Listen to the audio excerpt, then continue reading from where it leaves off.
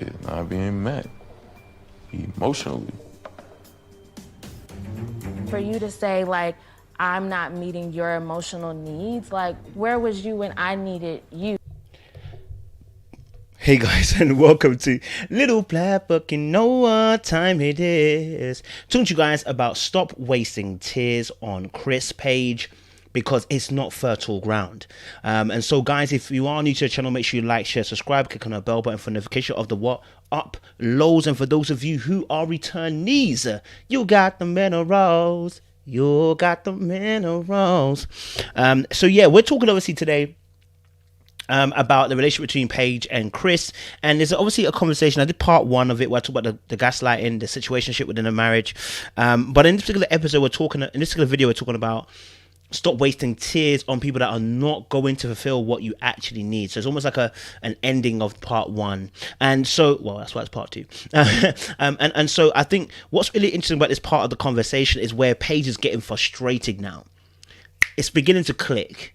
It's beginning to click a little bit for her.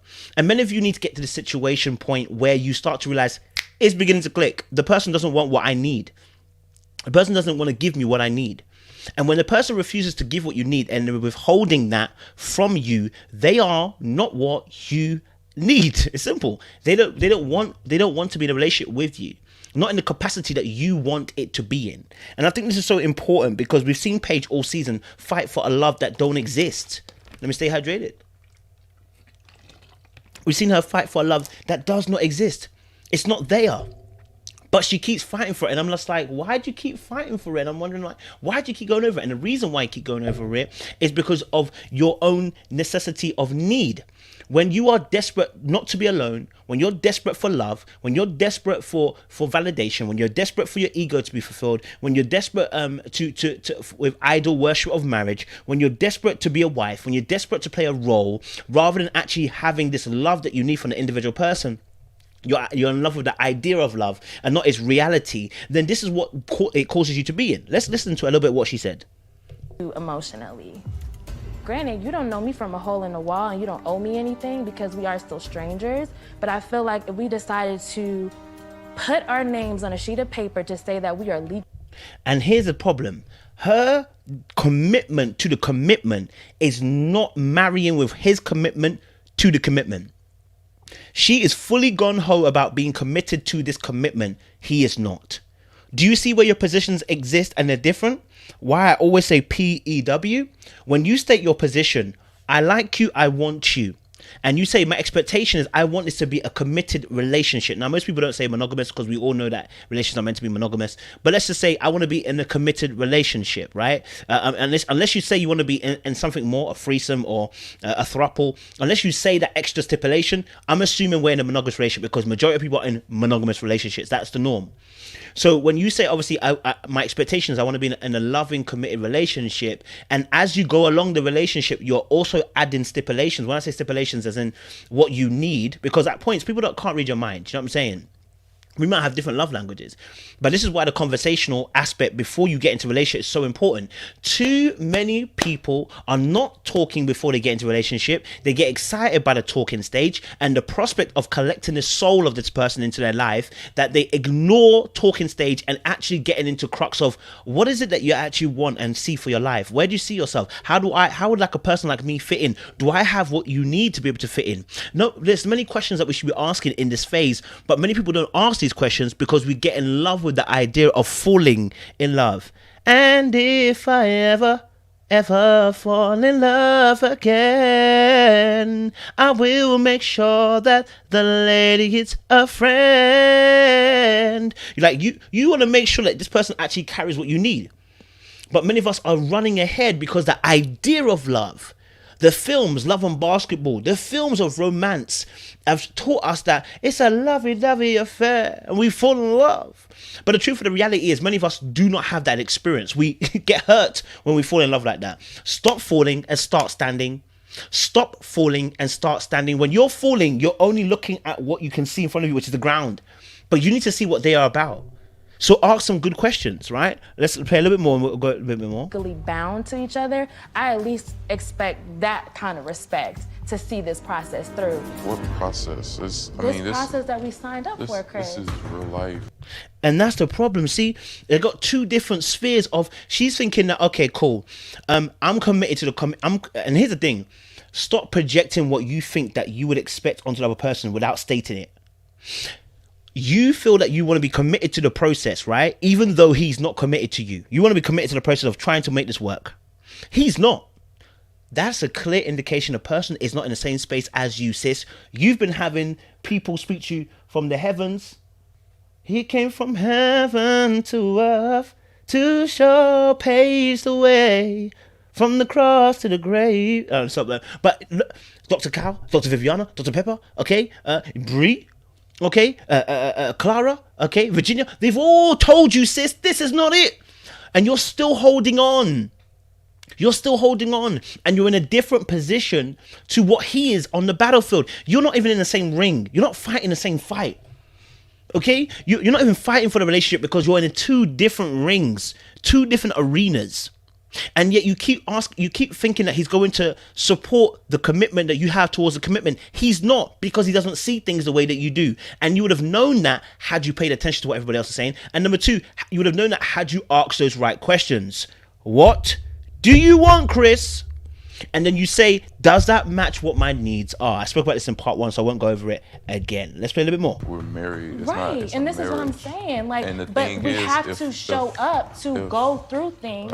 That's why I'm still here. I'm saying, like, you don't respect me. That's what it is. I don't respect. So now, sis, you realize he doesn't respect you. What are you gonna do about it? Because you're in a place now when someone loses respect for you, not that they did an incident and it felt like it was disrespectful. When someone doesn't have respect for you, sis, you're not in a relationship. The moment they don't have respect for you is the moment that relationship is dead in the water, right? People do disrespectful things. Don't get it twisted. But if you're saying that he doesn't have respect for you and his commitment, why are you still there? And here's again, I want to speak to you who are listening. Why are you still there? Because there's a hope inside of you. There's a light inside of you. There is something telling you you can change the scenario. There's something inside of you trying to change the person that you're with. There is something inside of you saying, I don't want to quit because I don't want to look like a loser. There's something inside of you telling you, I don't want to quit because I don't want to be alone. There's something inside of you telling you, I don't want to quit because I don't want to look like a quitter. There's something inside of you telling you, listen, I don't want to quit because I don't want other people to talk about me. I'm scared of, everything is fear. I don't want them to think. I don't want to think. I don't want them to think. I don't want to think. Don't worry about them. Worry about you. Are you getting what you need? You can't worry about the world. And if they're, listen, at the time when you are suffocating, you don't worry about what's happening outside if they can breathe or not. It doesn't make a difference. You can't breathe. You can't think about them outside. That's how you have to look at a relationship. You right now cannot breathe. Why are you thinking about what they're going to say? Think about you right now in a scenario. Okay, so he doesn't respect you because he won't respect you. Listen, man will not respect women who they feel they can play. And when I say play, not that they can just cheat and get away with it, but in the sense of that your boundaries are all over the place. Oh, trust me, I'm telling you the truth. I'm telling you this from experience. I don't, if you've been on my channel long enough, I always tell you stuff that I know that I can tell you from experience. When I play with certain girls, I know where your boundaries are. And I know that if I call you tonight and then I don't call you for the next 4 weeks, that's cool. I know if I call you to come over to my house, I know that's cool. You're gonna come over. You might question it, but after a little bit of tug and pull, you'll give in. You'll forget about it. You come over. We'll do what we did last time. You'll want a relationship, but I'm like, no. You know how it is. I'm playing on your naivety.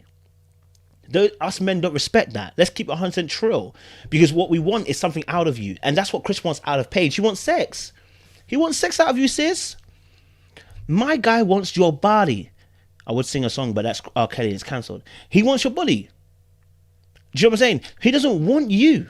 Ladies, pay attention, especially man them too, because the reverse that they want your money. If he wants your body, he will do everything to get your body into the place, but never commit to you, providing you want commitment. By the way, if you don't want commitment, you want sex, then it's not really an issue. No. I do respect you, but yeah, we married. I don't know who you are. You don't know who I am.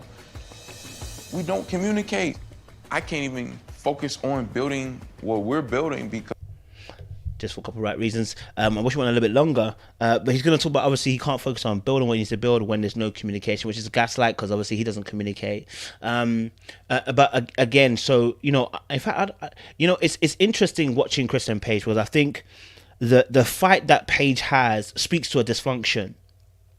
And the dysfunction is that people have seen broken relationships and they are fighting to break those generational curses.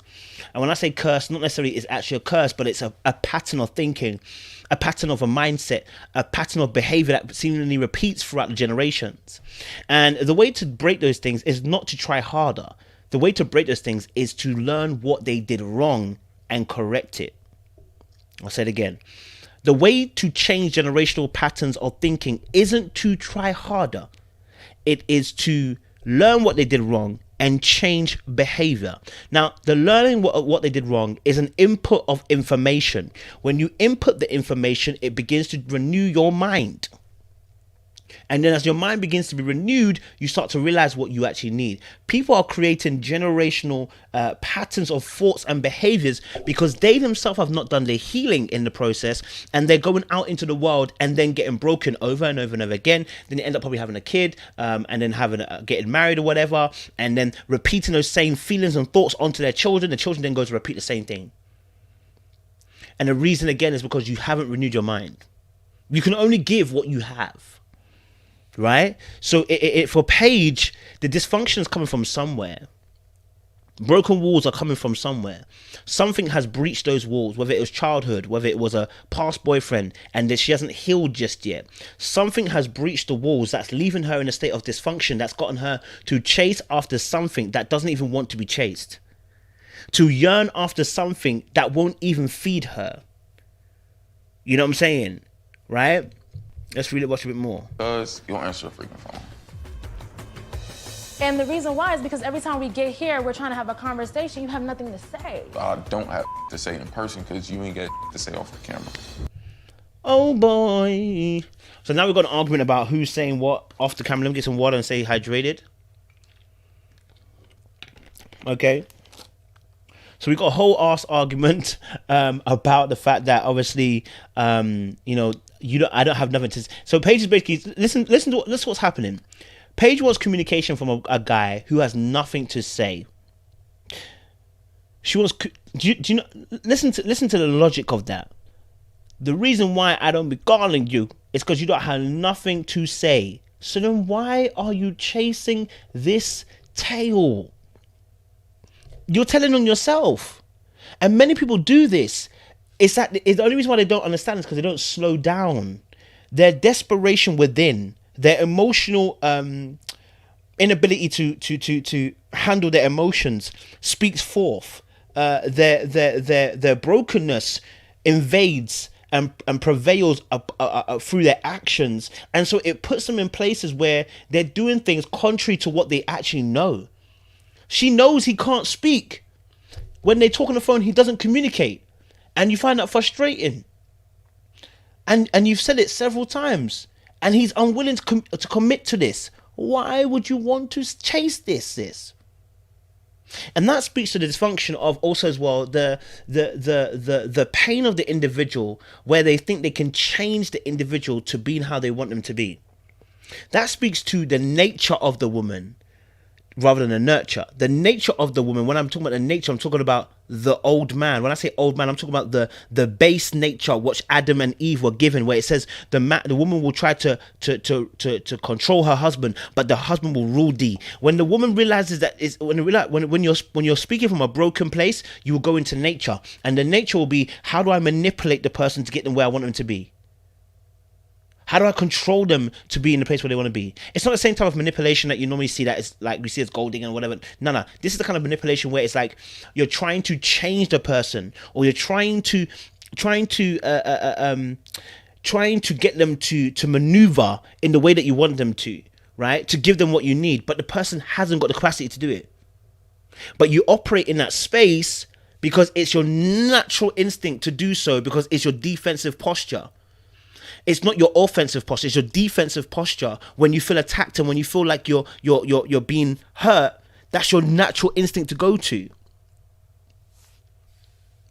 It's a Mazzolini. Say a little bit more. You think that like I'm just literally, I guess, idle at home with nothing to do. Like, just like you, I have things to do. I have business. So obviously they're talking about the situation where he's obviously saying, look, you're not communicating, I try to call you, etc., etc., right?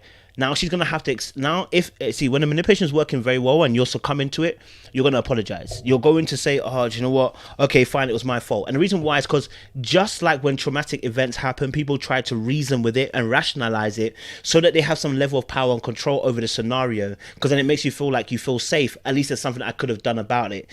Trigger warning, what I'm about to say, it actually happens a lot in sexual abuse cases. Someone might say, oh, you know what, it's my fault because I was wearing some, stupid clothing that made a guy go and wanted to touch me in a certain way. And actually, that's not it. But the reason why the person says that is because it gives an element of control, and it means that the world isn't crazy. It means there is actually a cause and effect. Guess what? People don't sexually abuse people just because of they're wearing a certain dress. They do it because of a power move. They do it because of a brokenness inside themselves. They do it because they want to, and it's evil. So it's got nothing to do with your dress. And that's the key thing we have to teach people, because what people are focused on is cause and effect. That's not a cause and effect. That is the cause and effect is that person took advantage of power and utilized it against you. That's why the Bible says dominate, yes, have dominion over the earth and the plants and the animals. Does it say have dominion over each other? Somebody show me that in scripture. My water's almost done. He doesn't say that. He doesn't tell us to dominate each other. Reason being, you're not supposed to. So in this scenario, when the manipulator is working, he wants you to take blame and guilt and make you think that your action can contribute to a different outcome. Guess what? The only outcome is going to be good for you. To walk away, like Craig David. I'm walking away, 'cause the troubles in my life. I'm walking away. Oh, I don't know the rest of the words. Anyway, cool. Let me play a little bit more. To handle, I have errands to run, and I can't like always just drop everything just because you're reaching out to me. Like, there's no connection. Like, I don't have a connection with you. So now she's realizing he don't have a connection with her. Life is getting peak. Life's getting tough. It's a painful situation right now, what she's experiencing. But the truth of the matter is, like, it was always coming. It was always coming. He was hoping that she'd quit. Honestly, I think he was hoping that she'd quit. And the reason why he would have done that, he probably would have chased her back anyway because he did it previously. But again, like I said, it's a power move from the last video. But when someone's now telling you we don't have a connection, there's no more fight, people. Please look. Now, people don't often come out and say I don't have a connection with you. They tell you in the fact they can't commit. They tell you in the fact that they're unsure. They tell you when they're grey and not black and white. They tell you in the sense of the fact that when they say, listen, I'm not ready to do relationships right now, or I'm emotionally unavailable right now. Those words are telling you there is nothing for you to hold on to. Walk away, sis. Walk away, bro. Walk away, sis. Walk away, bro. Right? She's going to end up crying because the relationship was never for her. She's stuck in a situation she didn't need it to be in. Look. It's not going to be real after. And if I feel like this is not it, it's fine. I think that we are at a dead end. And now the tears are going to flow. Why is the tears going to flow? The tears are going to flow because she's still emotionally invested. Like, if Paige, that's what I'm saying. The previous points where she walked away, she wasn't really walking away. She was emotionally invested. We're only 25 days in, sis. Or whatever it is. How are we so emotionally invested in these days? Because the idea of love and the idea of marriage. Now he's telling you that he's not emotionally invested in a situation and he's no longer ready, he's no longer committed to it. You're sad about it and you're crying at this moment. Why? Because you emotionally invested into ground that was not fertile.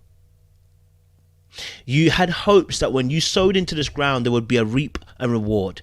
But when you sow it into ground that is dry and you sow into ground that is infertile, then infertile you shall get. And the Bible lets us know that, listen, there is ground out there that you sow into that you get 30-fold, 60-fold, 100-fold. That's what the word of God sows into, and it begins to produce a harvest. But when you're sowing it into grounds that are rocky and hard, and birds of prey come and collect the seed, how would anything be fertile? And that's the scenario and the viewpoint that people are getting when they're in relationships. That's what we're seeing with Chris and Paige right now. So he's had to spell it out so clear to her. I don't think we're gonna have a connection. Like, she should have left him time ago. Anything but a yes is a no, guys. You know this already. Let's play a little bit more. Let's play a little bit more.